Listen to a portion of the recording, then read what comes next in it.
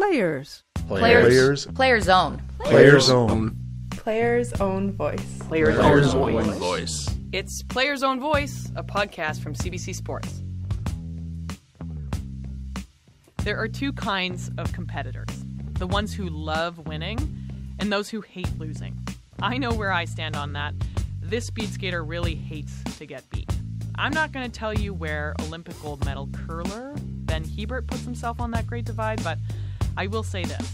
The Regina lead took huge motivation from his recent experiences in Pyeongchang, which did not end up with O Canada playing from the top step of the podium.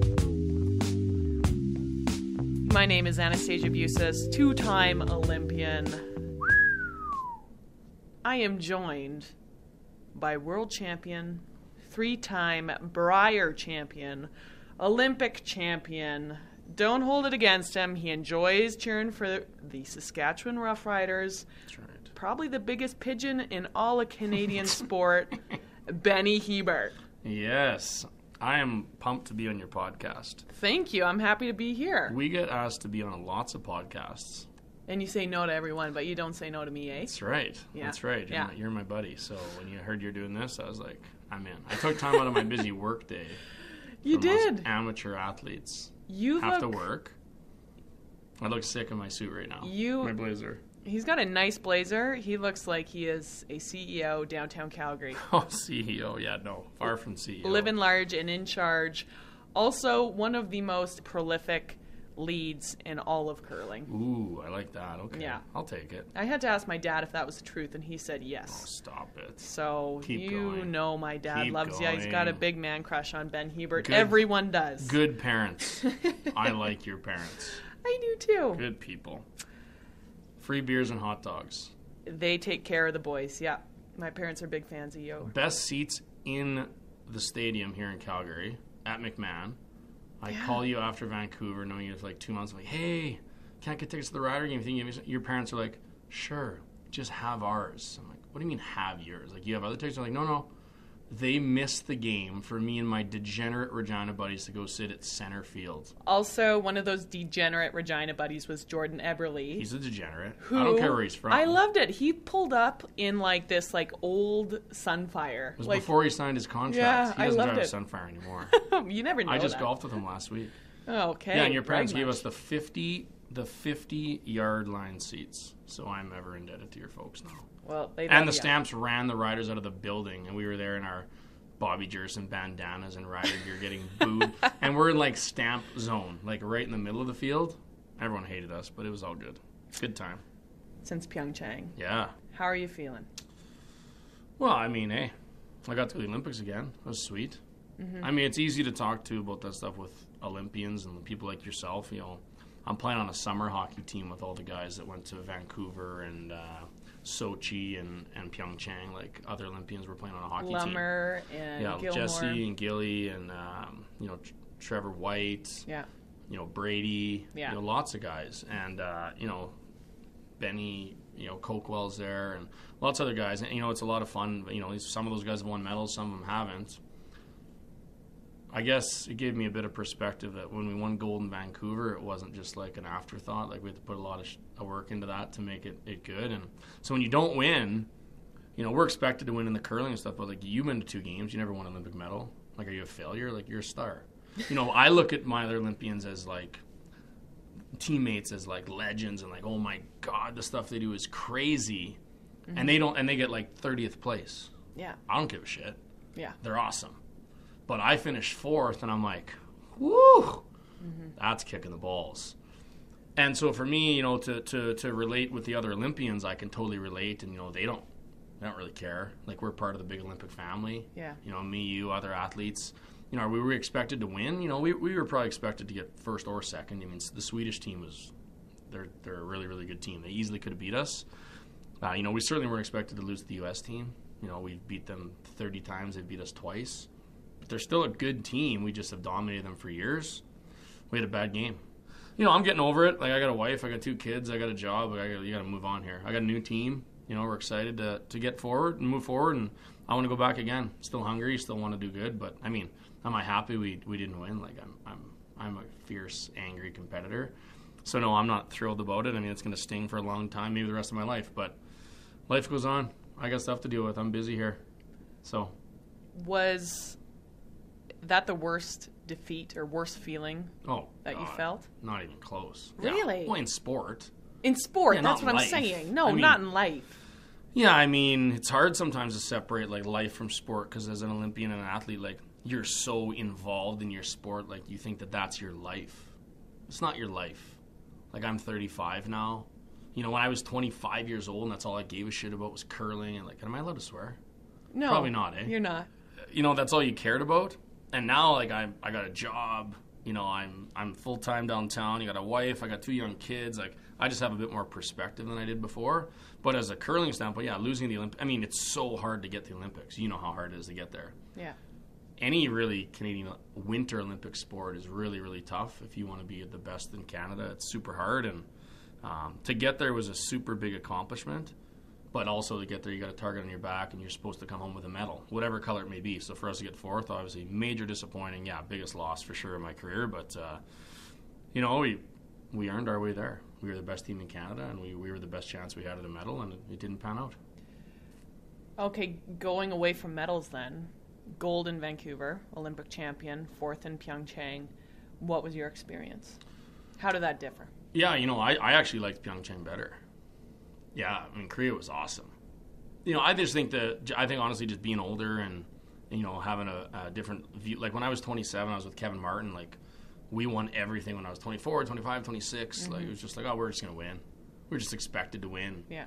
And the game has changed a lot in the last 8 years since then. You know, the European teams, you know, obviously international teams have gotten a lot better. The Asian teams, obviously the Americans, they won. I still don't know how they won, but they won.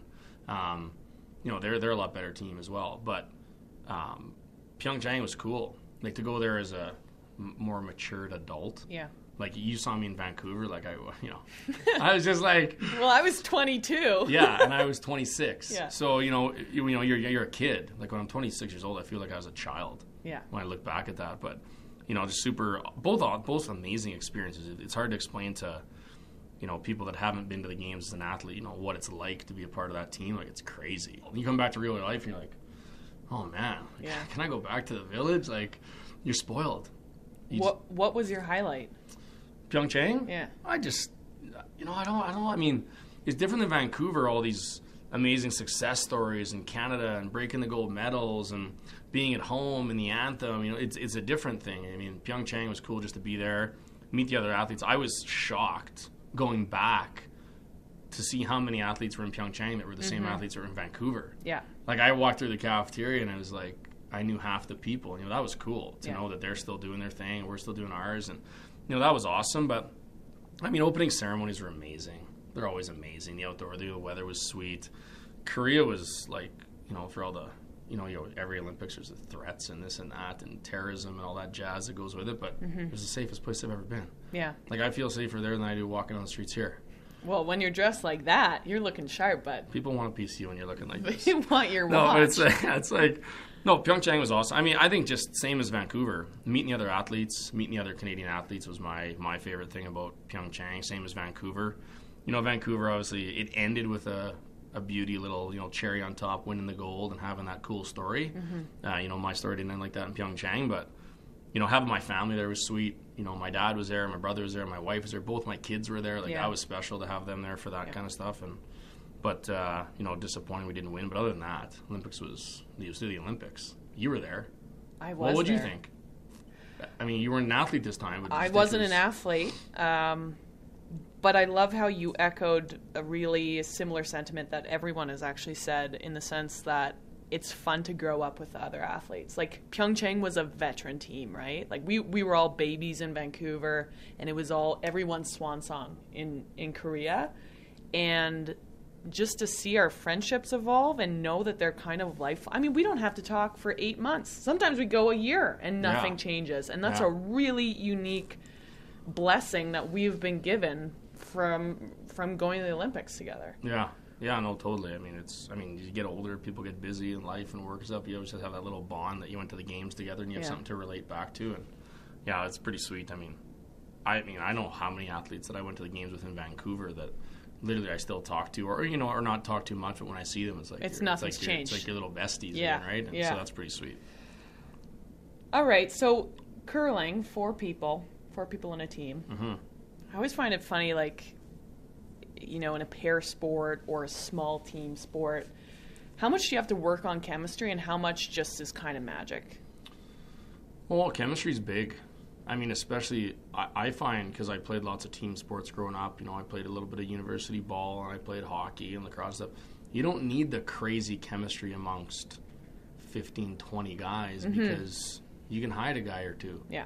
If you have a weak link, you don't notice it because you got a whole bunch of guys there to pick them up. And curling with 4 people, I mean, you can't have a weak link or somebody that is standing out as a sore spot or something like that because there's not enough room for someone to pick you up.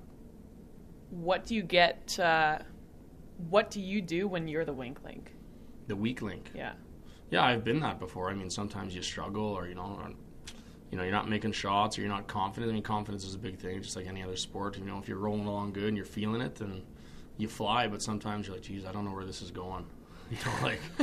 You're standing over a golf ball going like, which way this is going? Even sometimes as in quotations, professionals that we are, you get out there and you're like, geez, the ice is a little tricky. I don't know what to do here. And, you feel a little, you lean on your teammates a little bit and ask for some advice and some feedback. And, there's other ways that you got to be productive. If you're not going to make shots, then you know what? You got to pick up your other teammates and make sure they're feeling it and, sweep your butt off and, try to be a good teammate for them because you know that you're not feeling it. I mean, you can lean on them a bit, but, you try to make the chemistry. I mean, because we play so much together, you're staying in hotels every weekend, you're traveling together. Like, I spend as much time with my curling team as I do my own family. Like, it's crazy how much we're gone.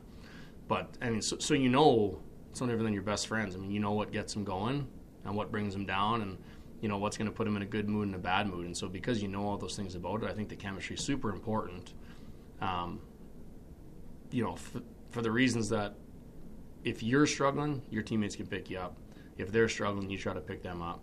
But it's not as easy as having a big team. Because, when you're with a small team, you know all the good stuff about them. Yeah. But guess what else? You know all the bad stuff, right? So when you're with a big team, you don't know everything about everybody. And so with the small team, you really get to know them. And I think that's the thing you need to critique and try to find the personality, either things that you have that are similar that you can benefit from, and then obviously the conflicts that you try to avoid or improve on. How hard is it to keep your mouth shut, though, when someone's calling a shot and you completely disagree? I don't do a very good job of that. Well, that's what I'm alluding to, bud. Me. No, I don't know. I mean, I've played, on the tour for 14, 15 years now, and skips, leads, seconds, thirds, everyone at the high level of our sport, they all know the game. Mm-hmm. They all know the strategy of the game. And sometimes you disagree, but at the end of the day, I play lead for a reason. And, I've played with some pretty amazing skips with Pat Simmons, Kevin Martin, and now Kevin Cooey that, there's a reason they don't take my advice all the time, and they're where they are and I'm where I'm at. So, obviously I have my opinion, and sometimes you see some things from the other end that maybe the skip doesn't see, and you throw out a comment. But, hey, I'm not perfect. I'm getting better, right? Always trying to grow as a person. Is that what you're supposed to say? Yeah. Yeah, that's Eat, right. pray, love. That's right. But I feel like you sometimes don't get the recognition you deserve because you make a lot of mediocre shots look good with your sweeping. Well, if I could just have you as my publicist full time. This is a job interview. No, I mean, I don't know. I mean, I've obviously made a decent name for myself in the world of curling with the sweeping, and I think more so just even my technique was kind of different when I came into it than others. And I'm a bigger guy, and I played football and worked out lots with Kevin Martin, got in good shape, and the game's different now than it used to be. Like, everyone's like that. Like, all the top teams have real strong front ends, big guys that are good scrubbers, and so I'm just trying to stay at the top. It's hard once you get there to stay there, and everyone's chasing you, and I wouldn't say imitating you, but putting the work in to know how to be the best. And there's a handful of us now that are up there that are really good, and I still think that I'm obviously, one of those guys, and my goal is to try to stay there as long as I can. It's hard to stay up there, right? So, but no, I mean, the guys that I'm making those shots for, I mean, sweeping, obviously, it is a big thing in our sport, but they got to throw it close. Yeah. It can't just be Anastasia hooking it into the guard and me saving your shots. Like, the guys that I'm making these shots for are like really good players, and, a lot of times they make you look good too. But I like your praise. I like where you're going with this. I'm offended that you just said I was a bad curler. I'm just going off assumption here. I don't know. Do you think I'd be a good speed skater? You'd be terrible. By the way, like playing hockey with like Gilly and these speed skaters, I'm like, these guys aren't going to have hands.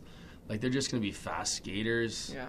Oh, baby. Gilmore's got soft mitts. He's good. Yeah, he is good. He's probably the best player on our team. He's really good. He real good. And he's angry out there. I like the anger. Yeah. I like the hockey anger. Yeah. Yeah, I appreciate Hacks that. the shins. Yeah, I got kicked out of our game on Sunday night. Oh, where was your wife there? No, I don't know. No. Why did you get kicked out?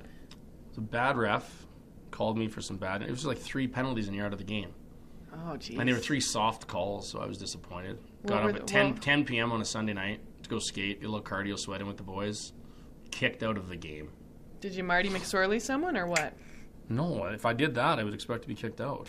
No, I was weak. I was disappointed. Anyways. Going back, talking about chemistry, Yeah.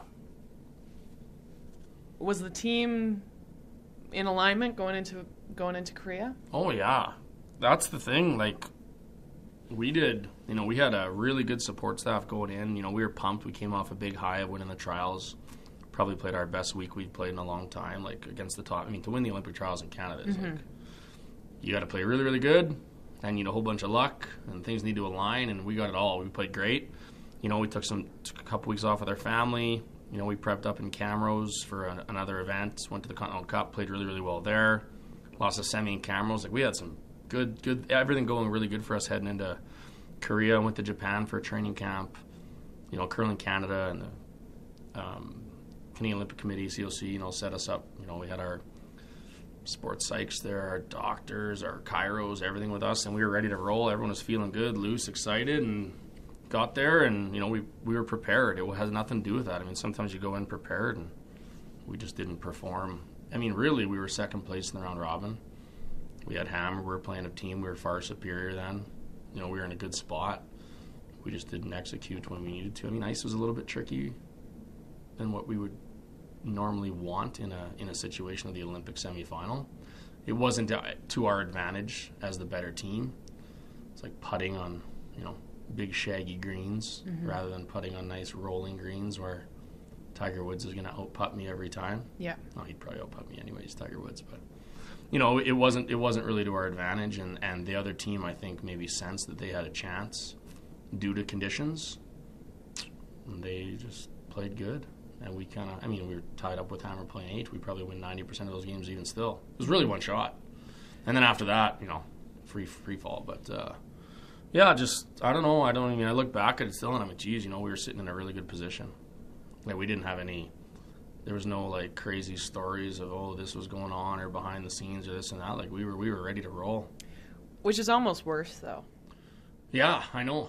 I wish there was something that I could be like have a massive excuse, and there wasn't. We just the team we played, played way over their heads. Like, they don't play like that all the time, or they wouldn't be where they are in the world, and we were where they are, right? So that's why there's sports. It's upsets. I mean, I'm a big sports fan. Mm-hmm. I cheer for upsets. I was cheering for Cleveland to beat Golden State. I cheer for the Riders to beat the Stamps. Well. Those are upsets, right? No. But, I mean, so there's a lot of people in the world like, oh, it's good for curling. So, yeah, maybe it is good that the U.S., won long-term for curling. Not good on my trophy case, but, yeah. So. Were you proud with your play? Individually? Yeah. Yeah, I was. Yeah, I played hard. I mean, all 4 of the guys. I mean, everyone, you put a lot of time in, you sacrifice a ton of stuff, family, friends, everything, work, and just being away and all the stuff you put in. Yeah, when I got to the games, first couple games, I kind of was average and,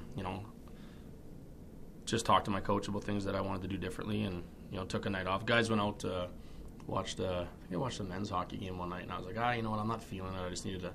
I need a little personal time out, and after that I played really, really good the rest of the week and played great in the playoffs. And so, I did everything I thought I could to help the team win, and I'm comfortable with that. I can look myself in the mirror, but it's a team game, and I'm never where I am without my teammates. Yeah. I never, as a lead, you're a role player, so I don't. There's no pointing fingers with me. It's a team game. We win as a team, lose as a team, and that's the way it goes. You've mentioned your children and your wife and your family a million times. Yeah. How has that changed the way you view success? Well, I mean, the athlete sport side of me doesn't really change that way. I mean, I just have a little bit of different perspective, I guess, on what's ultimately the most important. I mean, do I want to win everything in curling? Like when I lose a game, I'm not like, oh, sweet, I can go home and see my kids. My wife's more like, don't call us for 2 hours till you're cooled off. It's like, that doesn't really change. But, I mean, it's just different. Like, before, when you lose a game, you got nothing to go home to, and, you stir about it, and you stew, and you go crazy, and you're like, okay, I got to do this, you practice, you go to the gym, and now I'm like, okay, I got to go home, I got to go for dinner with my kids tomorrow night, or my daughter has dance, or she has hockey on Sunday. Like, it's just different. So, I mean, I know what's most important. I mean, every athlete in the world that has kids or has a family will tell you that their kids and family come before their sport. But at the same time, I try my hardest to separate it, because I don't want to have too much perspective. Like, no. I think, I don't mean that in a bad way. Like, sometimes you can lean so far to be like, it's okay if we lose because I got this and this and this. Yeah. Hey. If the day I'm okay with losing totally because I have a good family, the only thing I'm going to have is a good family, because you're going to get shit kicked out there. Yeah. Like, you're going to lose. Yeah. So, I mean, I think I have the right amount of perspective to understand that, I mean, I know where my priorities are at, and I think, ultimately, long-term, obviously, my kids and wife and those things are the most important. But while I have this short period of time to play and compete and be at the top of my game, like, I really want to thrive there and be as best as I can, because eventually, we're doing podcasts for CBC. It's like, right? Like, my day is not too far around the corner. Yeah. Obviously, curling, I'm a little lucky. You can play a little bit older, but yeah. I hope that you're my podcast MC. We would kill it. Yeah, we'd kill it. We'd get at least 200 views. 183. Do you hate losing more than you love winning? Like, where does your motivation lie? I hate losing. Yeah, I think I hate losing too. I hate losing. Yeah, winning, you know what? I think, honestly, just because I've done it, it's hard to say what you choose if you choose to hate losing more or love winning if you haven't done it. Mm-hmm. Like, I was on the craziest curling team ever with Kevin Martin. Like, man, I look back now. I mean, the game's changed where there's a lot of good teams, and when we were going really good then, there really wasn't that many good teams for us to compete against. There was a few, but not like now where there's 15, 16, 17 teams that if you don't play good, they're going to beat you. There was like 4. Yeah. And if we weren't playing against them, it was like, whatever. Let's coast through this one and get to the tough game. It's just a different time. And we were super talented. Like, Mark Kennedy at second, John Morris at third, Kevin Martin. Like, they could have had anyone at lead. I was just lucky to be on that team. They were crazy good. I remember, like, having a front seat to that team was gross.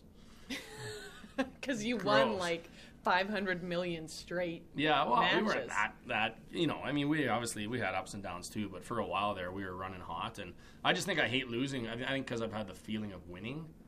Yeah, losing bugs me. You don't like getting beat, but the whole goal as a competitor is to compete against the other guy or for the other girl or whatever it may be, right? And you want to take down your competition. You want to show them that the work you've been putting in is more than they've been putting in, and outduel them. Mm-hmm. So when you lose, it's like a failure. But the thing is, for when I win, it's not like, oh, sweet, I won. It's more like, yeah, that's what I'm supposed to do. Yeah. The work I put in, I'm supposed to get me there. Yeah. The difference now is in curling. I mean, every sport. I mean, I was the guest speaker in Bethune, Saskatchewan. That's a town? Great town. Bethune. Bethune. I thought you said buffoon. Come on, you buffooned it. I did. No, Bethune, Saskatchewan is like 40 minutes outside my hometown, Regina. And I was talking about, like, sports, and, they would say, people, you hear people say, like, work hard and you get whatever you want. It's like, come on. Who actually, does someone actually think that? There's a lot of people that work hard. Yeah. If you have a lot of talent and you work really, really hard and you get a good opportunity and you get a lot of breaks and things line up your way, then you get to win. Like, it doesn't just, like, you work hard and you win. Yeah. Because then, there's a million. There's like probably. I remember a few guys back in Saskatchewan that I grew up curling with. Like they would practice so hard and they'd be in the gym all the time and throw a million more rocks than me, that were obsessed with the game. And like I could go out blindfolded and beat them. Yeah. And I'm like, man, like you just, some guys, you know, you have it or you don't. It's no different than you. I mean, sure you grew up with some speed skaters that were. I completely agree, but I grew up and I was like the 8th of 8 girls. There was 8 women growing up in Alberta at the time, and I was always last. And for whatever reason, I wasn't born with 2 left feet, but I didn't outwork them. It just like I was more gritty. Maybe that goes hand in hand, but there's so many people that had more. Yeah, but this is actually a big compliment that I was going to give you. You're a big game player. Like I would never bet against you, and I identify as a big game player. Yeah, that's my line with my team. Yeah. Like when we go to big finals or something, like, boys, big players play big in big games. You know, I just joke about it, and they're like, "Oh Christ, way to pump us up with a negative speech, Benny." And I'm just like, "Boys, raise your game." Yeah. You know, it's all just fun. I mean, I say that stuff as a joke. Just, I mean, I don't come from a curling background. Mm-hmm. I mean, I think maybe that's what, you know what, to be honest, I think it's given me an edge in curling. Like, I played provincial lacrosse in Saskatchewan. I played on a couple of really good ball teams growing up. You know, I was a reasonable hockey player when I was younger. But I mean, it just had, like, team atmosphere. Like, I've been around that kind of sports teams and those locker rooms, and to know how you get the best out of your teammates and how not. And, you know, play a little bit of junior football and high school ball. I mean, that stuff is, I didn't grow up in the shake hands of being the gentleman's sport of curling, and it just wasn't my upbringing. I mean, you probably see that from time to time, for some good and some bad. Yeah. You know, but I'm comfortable with it. I mean, that's who I am, and I think it's honestly what's made me be a fierce competitor and have success in curling. What legacy do you want to leave? That's a hard question. Like, I don't. It's hard when you're playing in it. Like, I think, you know, you've been away for a couple of years and you can look back. Like, I've seen a couple of your blogs you wrote and stuff, and they're deadly. But I have a hard time, like, looking further than when I'm done and a legacy I want to leave. I mean, even, like, everything, you know, winning the championships and the trophies is sweet. But, like, people look back, you know, Ben was a fun guy to be around, you know. You know, he was a fierce competitor. He was hard to play against. But off the ice, you know, we had a beer, and I really like my competitors that I compete against. I mean, hey, there's the odd guy you don't see eye to eye with, of course. I mean, there's 300 guys. And you put that many guys or gals in a room, and they're not. I mean, probably you're not going to get along with everybody. Yeah. So, but I mean, I have total respect for my competitors. They're all, you know, especially nowadays, everyone's getting really good. You know, and then they're working hard, so you really got to put the time in, but. You know, and you obviously mature as you get older. I wouldn't have said that, like, when I was 25. I'd have been like, I don't give a shit about anybody. I just want to kill everyone. I could care less what my legacy is. I mean, and I don't really care what people... It's hard now in 2018 because social media, people, like, have full access to you, and you know, and curling's on TV a lot, or they follow me on my Instagram or my Twitter or my stuff. It's like they think they know you. It's like...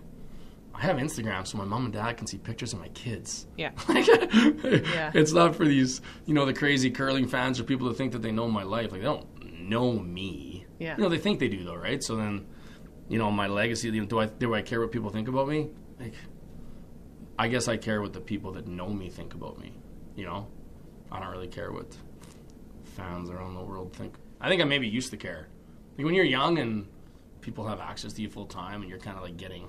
into a C-list or D-list celebrity status in Canada, and you walk down, you're like, you know what I mean? I'm a D-lister. Sure, so I'm C then. You're C. You're one step above me, but when I don't know, it's different. Then you've been there for a long, long time, and you're kind of just like, I don't care who that. Like, I don't know. Yeah. Maybe I'm bad. I should care more. I got too much stuff going on in my own life to worry about that stuff. I don't think that's bad. I get even my wife would kill me. Like she used to like tell me something about something. I'd be like, hey, I don't care. Like like I had a crazy day at work. I got to take my kid to ball.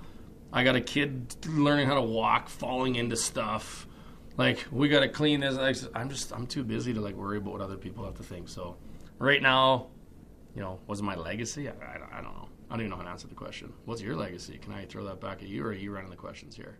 I'm running the questions, but my legacy, no, but you've touched on it a million times. I mean, it's all about the people that you meet through the journey, and as much as that sounds like a cheesy Instagram quote, it's the truth. Oh, big time.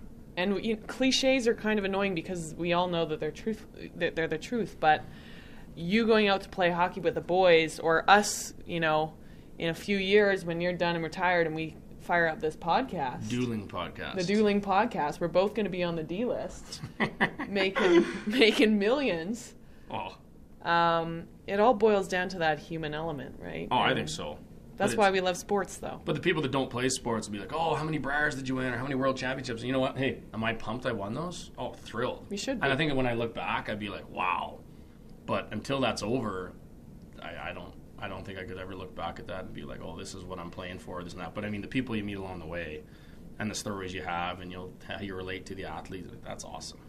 How is Pyeongchang and the lessons learned there going to influence what you do in the future?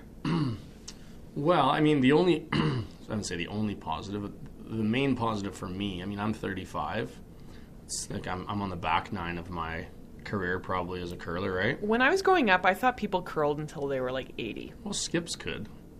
I mean, I'm a sweeper. Like my left shoulder takes a little bit of heat. Yeah. I'm just life. Like I got a good career here in Calgary. Kids are getting older. I'm coaching my daughter in ball. I'd want to coach my son in hockey. Like I want to be around for that stuff. So, I mean, if I retired now, you don't think I'm fulfilled as a curler? Are you kidding me? Like coming from Regina, playing Thursday night junior, I didn't think I was going to be here.